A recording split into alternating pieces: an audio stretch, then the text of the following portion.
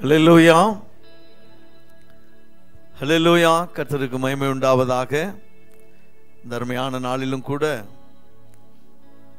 ஆண்டவருடைய வார்த்தையை தியானிக்கலாம்.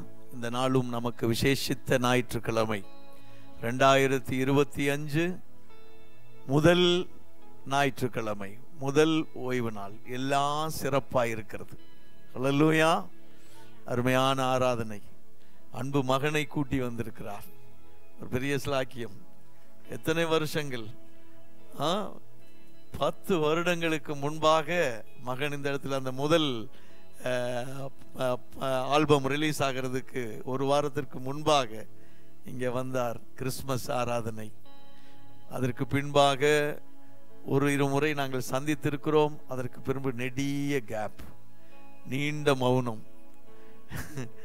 திடீரென்று அழைத்தேன் இந்த திருமணத்திற்காக.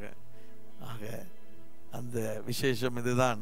இந்த முதல் ஞாயிற்றுக்கிழமை தேவ மனுஷன் இந்த இடத்துல வந்து நம்மை ஆராதனைகளை நடத்தி சென்ற நல்ல தயவுக்காய் தேவனை நான் நன்றியோடு ஸ்தோத்திரம் பண்ணுவோம்.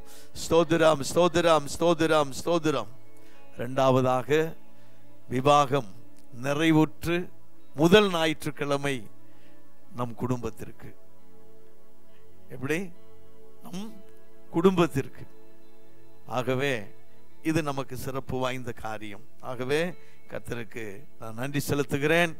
இங்கே ஒரு சில ஆலோசனைகளை நான் கொஞ்சம் நேரம் எடுத்துக்கொள்ளுவேன் என்று. எப்போ 20 நிமிஷத்தில் முடிச்சிருவேன். இன்னைக்கு கொஞ்சம் டைம் ஆகும்.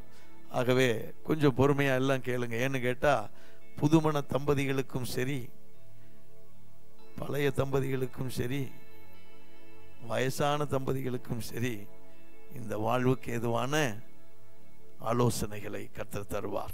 வாசிக்கலாம்.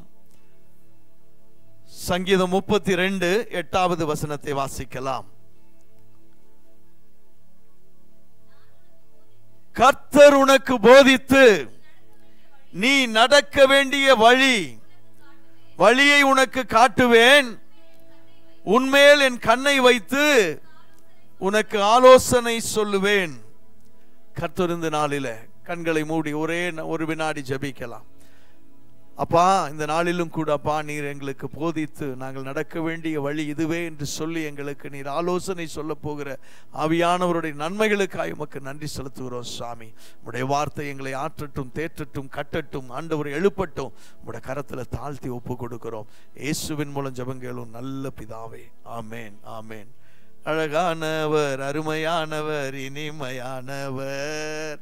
அழகானவர், அருமையானவர், இனிமையானவர், மகிமையானவர், மீட்பரானவர்.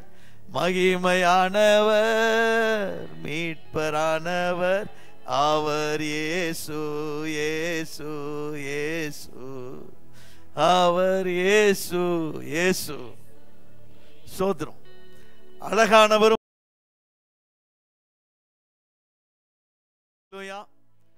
அந்த சாயலாய் நாம் சிருஷ்டிக்கப்பட்டிருக்கிறோம்.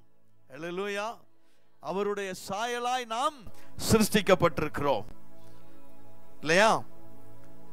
வாசிக்கலாம். ஆதியாகமம் 1:27. தேவன் தம்முடைய சாயலாக மனுஷனை சிருஷ்டித்தார். அவனை தேவ சாயலாகவே சிருஷ்டித்தார். ஆணும் பெண்ணுமாக அவரை சிருஷ்டித்தார். ஸ்தோத்திரம். ஹல்லேலூயா. அழகானவர், அருமையானவர், இனிமையானவர், மகிமையானவர், மீட்பரானவர். இது யாருக்கு சொந்தம்? அப்ப உனக்கு இல்லையா? அவருடைய சாயலாய் சிருஷ்டிக்கப்பட்டிருக்கிற உனக்கும் எனக்கும் அவருடைய அழகும், அருமையும், இனிமையும், மீட்பும் இருப்பதுதான் அவருடைய சாயல். இதைத்தான் ஆண்டவர் எதிர்பார்க்கிறார். ஹல்லேலூயா. ஸ்தோத்திரம். அவர் முதல்ல எப்படிப்பட்டவர்? அவர் அன்பானவர் இல்லையா? 1 யோவான் 4:8. சீக்கிரமா டக்கு டக்குன்னு போகணும். அதுக்கப்புறம் அன்பானவர். அன்பில்லாதவன் தேவனை அறியான். தேவன் அன்பாகவே இருக்கிறார். தேவன் அன்பாகவே இருக்கிறார். ஆக தேவனுடைய சாயலிலே படைக்கப்பட்ட மனைவியும் புருஷியும் ஸ்திரீயும் மனுஷன் எப்படி இருப்பாங்க? அன்பாக இருப்பார்கள். அப்ப தேவனுடைய சாயலாய் சிருஷ்டிக்கப்பட்ட கணவனும் மனைவியும் எப்படி இருக்கணும்? அன்பாகவே இருக்கணும். கோபமே இருந்தா அது குரங்கு, மனுஷன் அல்ல.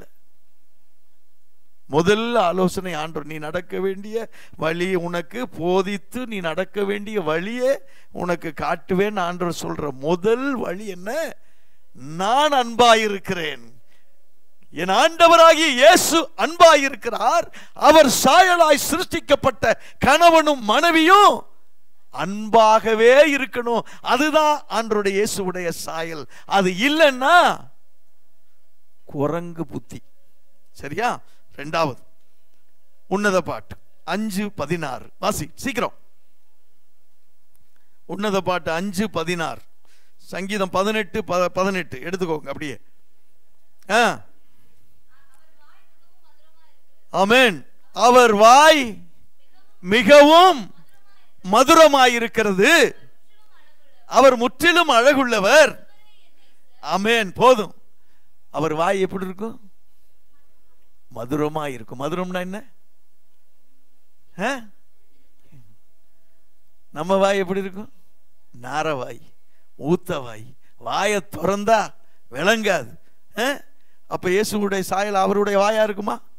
அவருடைய வாய் இனிமையானது. அவர் வாயை திறந்தா இனிமையை மாத்திரமே நம்ம பார்க்க முடியும். அப்படி இனிமையானவர் அவர். அது மாத்திரம் அல்ல, அவர் எப்படிப்பட்டவர்?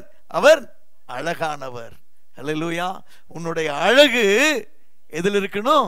உன்னிடத்திலிருந்து வெளிப்படுகிற அந்த இனிமையிலிருந்து வெளிப்பட வேண்டும். சரியா? சும்மா அப்படி இப்படின்னு மேக்கப் போட்டுக்கிட்டு அப்படி இப்படி நிற்கிறதுனால உன் அழகு வெளிப்படாது. உன்னுடைய அழகு நீ மேக்கப் போட்டுக்கிட்டு சும்மா அப்படி இப்படின்னு அதை ஆட்டம் போடுறதுக்கு தான், ஸ்டேஜுக்கு தான் ரைட்டு. புரியுதுங்களா? ஆக அந்த அழகு உன்னுடைய இனிமையான வார்த்தைகளினால் இருக்கிறது. ஆக ஒரு கணவனும் மனைவியும் தேவனுடைய சாயலான அழகை வெளிப்படுத்த வேண்டும் என்று சொன்னால்